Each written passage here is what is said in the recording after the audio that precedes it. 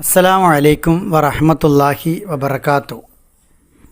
ഖുർആൻ പഠനം സൂറത്തുൽ ഖിയാമ 31, 32 സൂക്തങ്ങൾ. ബിസ്മില്ലാഹിർ റഹ്മാനിർ റഹീം. ഫലാ സ്വദ്ദഖ, അവൻ സത്യമായി അംഗീകരിച്ചില്ല. വലാ സ്വല്ല, അവൻ നമസ്കരിച്ചതുമില്ല.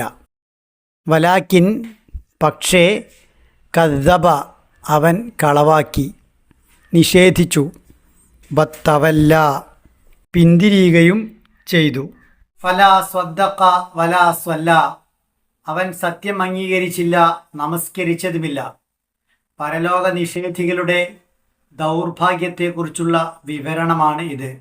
പരലോകത്ത് രക്ഷപ്പെടാൻ എന്താണോ ആദ്യം വേണ്ടത്, അത് രണ്ടും അവരുടെ ഭാഗത്ത് നിന്ന് ഉണ്ടായില്ല. പ്രവാചകൻ അംഗീകരിച്ചില്ല, ഖുർആൻ അംഗീകരിച്ചില്ല, സത്യദീനിനെ അംഗീകരിച്ചില്ല, നമസ്കരിച്ചതുമില്ല. ഇതിലെ ഫലാ സ്വദ്ദഖയെ സ്വദഖയുമായി ചേർത്ത് പറഞ്ഞ അപൂർവം അഭിപ്രായമുണ്ട്. അവർ പറയുന്നത് രണ്ട് തരം ബാധ്യതകൾ ഈ മനുഷ്യൻ്റെ ഭാഗത്തു നിന്നുണ്ടായില്ല.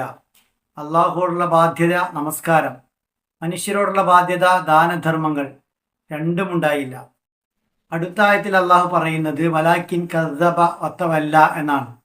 പക്ഷേ കളവാക്കുകയും പിന്തിരിയുകയുമാണ് ചെയ്തത്, സത്യവഴി മുന്നിൽ വന്നു കിട്ടിയിട്ടും വിശുദ്ധ ഖുർആന്റെ സന്ദേശങ്ങൾ തനിക്ക് ലഭിച്ചിട്ടും അള്ളാഹുവിൻ്റെ പ്രവാചകൻ മുന്നിലുണ്ടായിട്ടും അദ്ദേഹത്തിൻ്റെ വളരെ തെളിമയാർന്ന മാതൃകയായ ജീവിതം മുന്നിലുണ്ടായിട്ടും ഇതൊന്നും അംഗീകരിക്കാതെ കദ്ദബ, എല്ലാം തള്ളിക്കളയുകയും നിഷേധിക്കുകയുമാണ് ചെയ്തത്. പത്തവല്ല, എന്നിട്ട് വിശുദ്ധ ഖുർആനിൽ നിന്ന്, സത്യദീനിൽ നിന്ന്, സത്യപ്രവാചകനിൽ നിന്ന് എല്ലാം പിന്തിരിഞ്ഞു പോയി.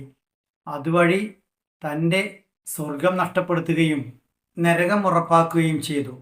ഈ പറഞ്ഞ പ്രയോഗങ്ങൾ സത്യമായി അംഗീകരിച്ചില്ല, അതുപോലെ നമസ്കരിച്ചില്ല, മറിച്ച് കളവാക്കുകയാണ്, പിന്തിരിയുകയാണ് ചെയ്തത് എന്നത് ഒരൊറ്റ വ്യക്തിയെക്കുറിച്ചാണ് എന്ന് അഭിപ്രായമുണ്ട്. അതല്ല യഹ്സബുൽ ഇൻസാനു അല്ലൻ നജ്മ ഇളാമ, മനുഷ്യൻ കരുതുന്നുണ്ടോ അവൻ്റെ എല്ലുകളെ നാം ഒരുമിച്ച് കൂട്ടില്ല എന്ന് ഈ സൂറത്തിൻ്റെ തുടക്കത്തിൽ സൂചിപ്പിച്ച മനുഷ്യൻ്റെ സ്വഭാവത്തെക്കുറിച്ചാണ് എന്നും അഭിപ്രായമുണ്ട്. വലാകിൻ കദ്ദബ, സുകൂനുള്ള നൂന് ശേഷം കാഫ് വന്നിരിക്കുന്നു, മറച്ച് മണിക്കുക. ഇഖ്ഫ. ഫലാ സ്വദ്ദഖ വലാ സ്വല്ല, فلا صدق ولا صلى ولكن كذب وتولى ولكن كذب وتولى. അള്ളാഹു വിശുദ്ധ വേദഗ്രന്ഥത്തെ നന്നായി പഠിക്കാനും അത് പ്രയോഗത്തിൽ കൊണ്ടുവരുന്ന ഒരു ജീവിതം കെട്ടിപ്പടുക്കാനും നമ്മെ അനുഗ്രഹിക്കുമാറാവട്ടെ.